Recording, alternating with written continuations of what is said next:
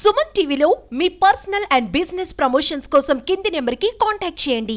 మల్లెల గురించి వర్ణించని కవులు ఉండరనే చెప్పాలి. ముఖ్యంగా వెండి తెరపై ఈ మల్లెల గుబాలింపు అధికమే. మల్లెల పేరుతోనే నాడు నేడు ఎన్నో సినిమాలు కూడా వచ్చాయి. మగవల మనసు దోచే మల్లెపూల సాగుకు పెట్టింది పేరు బాపట్ల జిల్లా.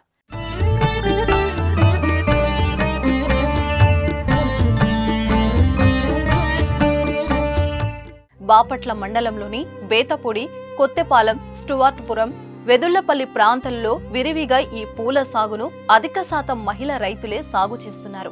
ఈ సీజన్లో బాగా లాభాలు రావాలి కానీ వేసవి కాలంలో రావాల్సిన ఎండలు ముందుగానే రావటం వలన పూల సాగు సరిగా లేకపోవడంతో వ్యాపారంలో నష్టాలు జరుగుతున్నాయని పూల రైతులు ఆందోళన చెందుతున్నారు. పేరు నాగలక్ష్మి నుండి అరగరం ఆగితే 50,000 వస్తున్నాయి. 40 రోజులు గోయాల్సి నాకు 3 నెలలు కోస్తున్నారు.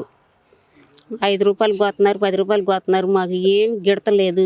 కూలి ఏమన్నా 20,000, 10,000 అవుతున్నాయి. కలుపు తీసి సూపర్లు వేసి ముందేసేలేకి మాకు ఏమీ రాట్లా, చేతికి రాట్లా. 50,000 పెడితే 20,000 కూడా రాట్లా. బాగా నష్టపోతున్నాం. పిల్లల్ని చదివిలేకపోతున్నాం. ఇంట్లో గడతల్లా కష్టాలు ఎక్కువైపోయినాయి. మాకు వ్యవసాయం చేస్తాం. మా గురించి పట్టించుకునే వాళ్ళు ఎవరు లేరు. హైదరాబాద్లో బాగా నమ్ముకుంటున్నారు. ఈ కోసే వాళ్ళు రూపాయి కమిషన్ బాగానే వస్తుంది. మధ్యలో మేమే ఎట్ట అయిపోతున్నాం. మా గురించి పట్టించుకునే వాళ్ళు ఎవరు లేరు.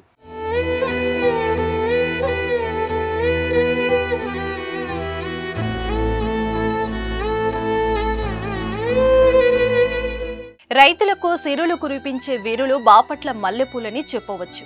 నేడు అవే మల్లెపూల సాగు రైతులను కన్నీళ్లు పెట్టిస్తున్నాయి. బాపట్ల పూల సాగుకు ఎంతో ప్రసిద్ధి.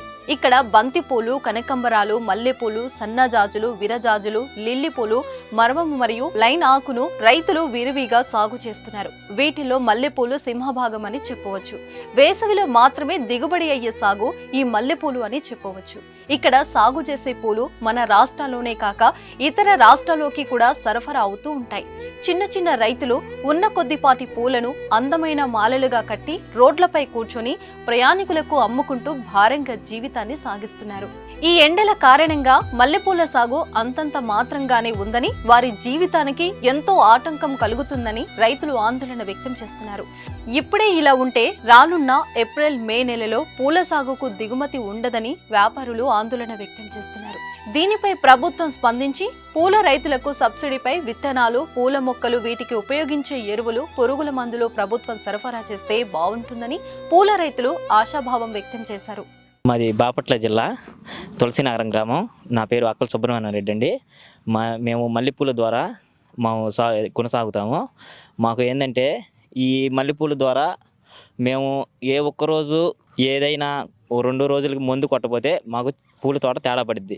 ఈ పూలు సక్రంగా మాకు అన్నీ బాగా ఉంటే మేము కూలోల్ని ఒక 5గురిని 10 మందిని పెట్టుకొని వాళ్ళకి డబ్బులు ఇచ్చి వాళ్ళ ద్వారా మేము ఈ పూలు తీసుకెళ్ళి, మాకు వెదులపల్లి మార్కెట్ ఉందండి, మాకు రోజుకి 150 రూపాయలు 160 రూపాయలు అమ్మిద్ది డబ్బా. మానుకొచ్చి 300 రూపాయల లెక్కన అమ్మిద్ది.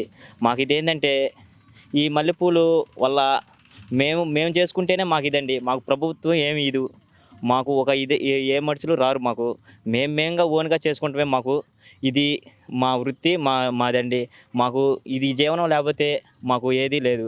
అది మేము తెల్లారితే పూల తోటే మాకు ఒక జీవనాధారం అండి.